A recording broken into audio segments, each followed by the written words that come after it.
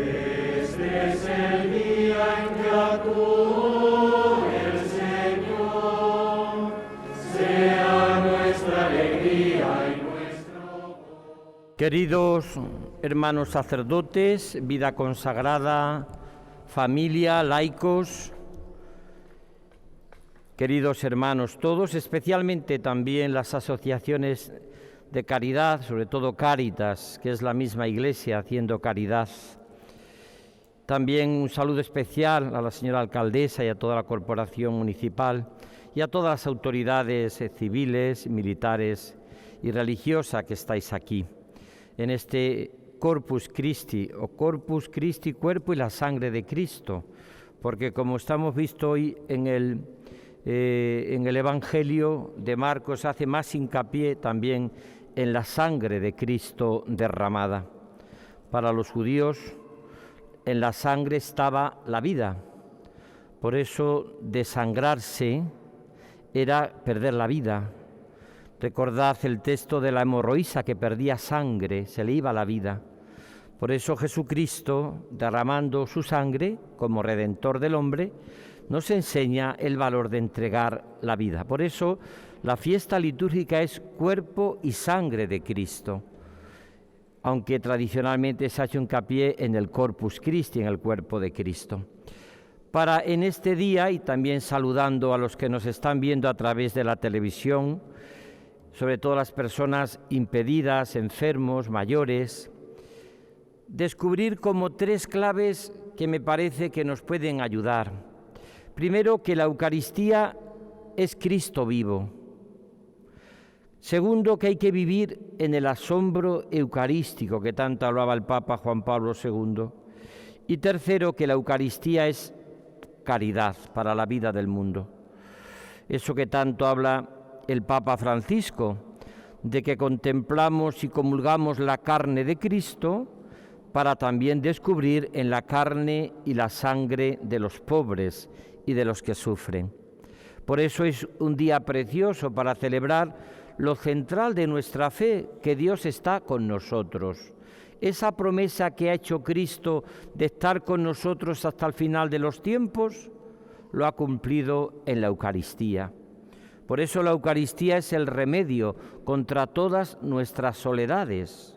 Una persona que ha conocido a Cristo y celebra a Jesús, lo comulga y sobre todo lo adora y lo vive, pues es una persona que su patria no puede ser la soledad. La soledad no es la patria de los creyentes. La patria de los creyentes es qué bien se está contigo, Señor, aquí. La patria de un creyente es gustad y ved qué bueno es el Señor. La patria de un creyente es haber conocido al amor de los amores. Por eso, primera clave, ¿quién es la Eucaristía? Es Cristo vivo resucitado, que nos ama con un corazón humano y que es el Redentor del hombre, lo que tradicionalmente la Iglesia ha explicado, que Cristo está presente en la Eucaristía, en su cuerpo, en su alma, en su divinidad, sustancialmente presente. Es verdad que el Concilio Vaticano II va a hablar de las distintas presencias de Cristo, pero sin lugar a dudas es la Eucaristía, esa presencia que nos enamora, que nos recrea, que nos ayude, porque es Jesús como Emmanuel, como Dios con nosotros. Mirad, ¿qué hubiese sido de nosotros si en aquella tarde de Jueves Santo hubiese dicho Jesús: os quiero tanto, tanto, tanto, que os dejo mi túnica de repuesto, para que tengáis un recuerdo mío? Hubiésemos dicho todos: ¿cuánto nos quiere Jesús, que nos ha dejado un recuerdo? Pero la Eucaristía no es eso. Os quiero tanto que me quedo yo. Eso es la Eucaristía, el Dios con nosotros. La Eucaristía es Jesús, que lo celebramos. Y ahí pedimos con el Papa Francisco que vuelva y que este Corpus Christi sea de esperanza, para que volvamos a una vida normalizada, para que vuelva la alegría y la fiesta a nuestra sociedad y a nuestro mundo. La Eucaristía se celebra. La Eucaristía se comulga, porque no olvidéis las palabras de la consagración: tomad y comed, tomad y bebed. Esto no significa que no tengamos que estar preparados para recibir la comunión y para recibir la gracia de Dios, y por eso es necesario recurrir cuando no estamos preparados al sacramento de la penitencia. Es muy importante recibir a Jesús preparando nuestro corazón. Recordad esa idea tan hermosa del Papa Juan Pablo II en reconciliación y penitencia, que lo dice sobre todo para los que celebramos y comulgamos con mucha frecuencia. También necesitamos reconciliarnos y confesarnos con frecuencia, para que cada vez más recibamos a Jesús, sobre todo con esa delicadeza de amor, que es sobre todo el arma de todos los que quieren vivir en comunión con Cristo. ¿Quién es entonces la Eucaristía, celebrada, comulgada y adorada? Cristo. Cristo vivo, Cristo resucitado, el centro de nuestra fe. Cristo comulgado, porque la Eucaristía está hecho para ser comulgada. Tomad, comed, tomad, bebed. Si no, no hubiese dicho Jesús eso. Tomad, comed, tomad, bebed significa que la Eucaristía está hecho, es el pan partido y la sangre derramada. Segundo, la Eucaristía nos lleva a vivir en el asombro eucarístico, esto que desarrolló tan preciosamente también el Papa Juan Pablo II y que está en toda la palabra de Dios, el asombro eucarístico. A mí, lo repito muchas veces, me sorprendió mucho que el Papa Juan Pablo II, en la última gran encíclica de Iglesia y de Eucaristía, dice en ese asombro eucarístico que probablemente con toda seguridad la Virgen comulgaría en muchas celebraciones de la Eucaristía.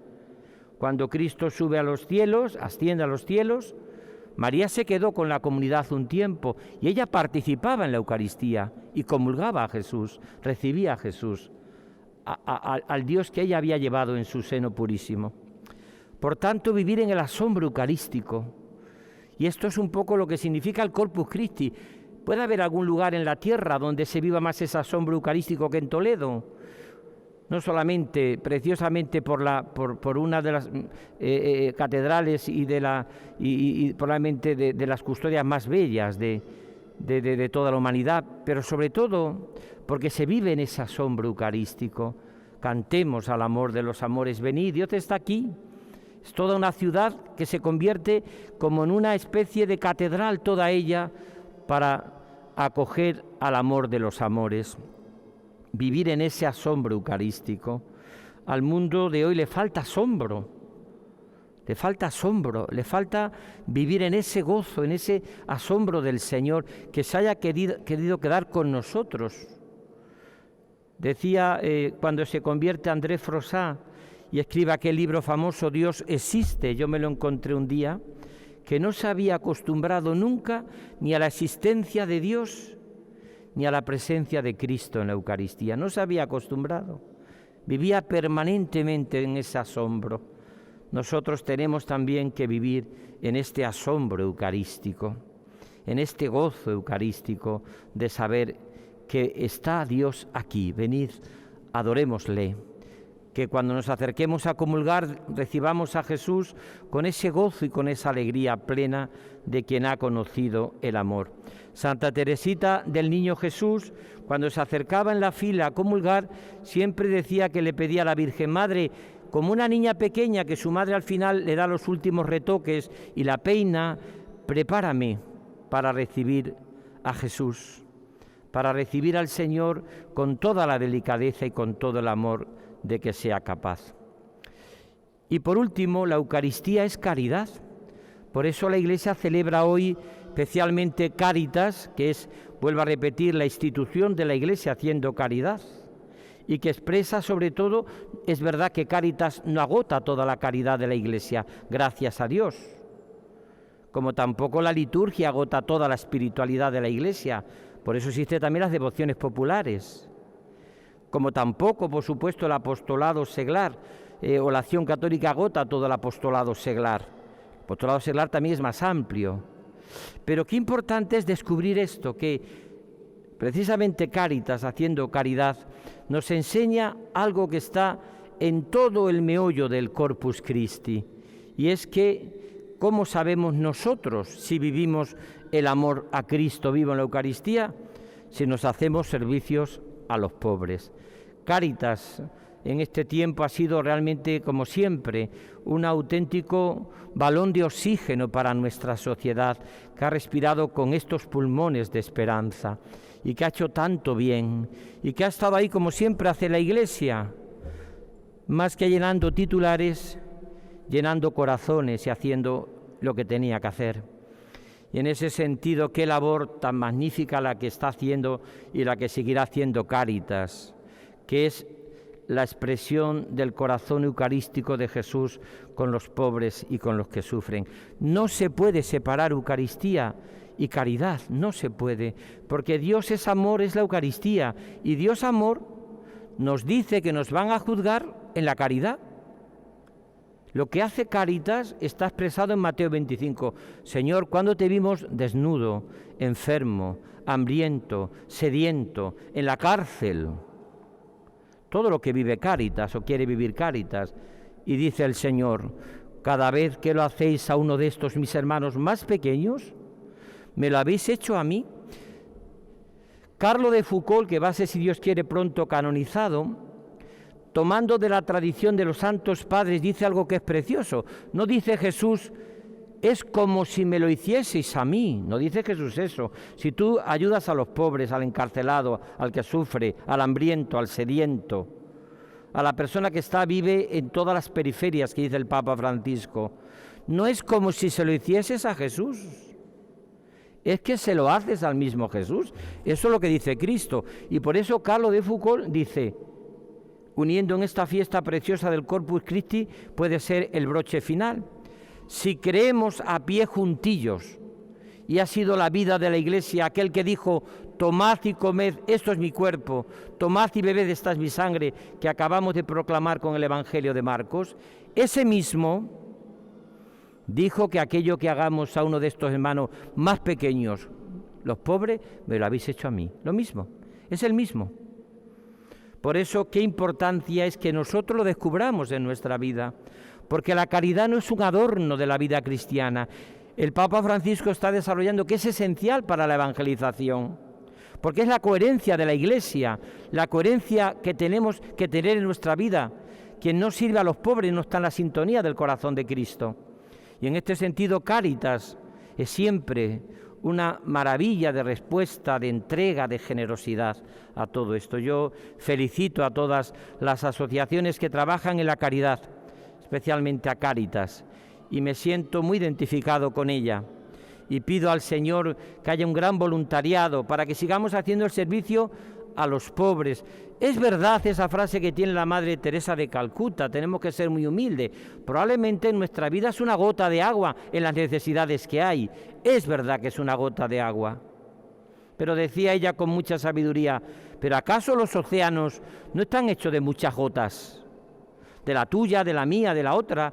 Y cuando nosotros echamos esas gotas de agua en la caridad y en el amor, transformamos el mundo.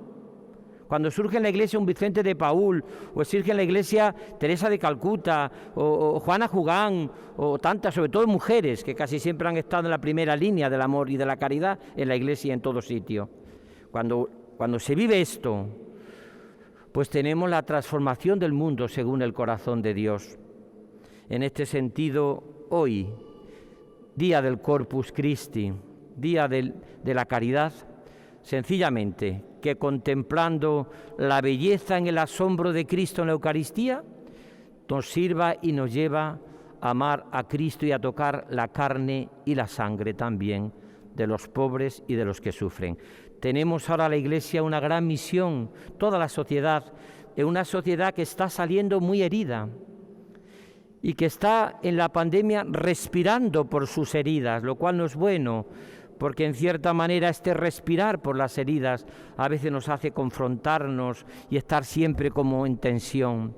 Necesitamos que tengamos una actitud de amor, de caridad y de reconciliación, y que nos dediquemos nosotros a servir y a entregar la vida, quizás desde la sencillez y de la humildad, sabiendo que el bien no hace ruido y el ruido a veces no hace bien, pero el bien no hace ruido a veces.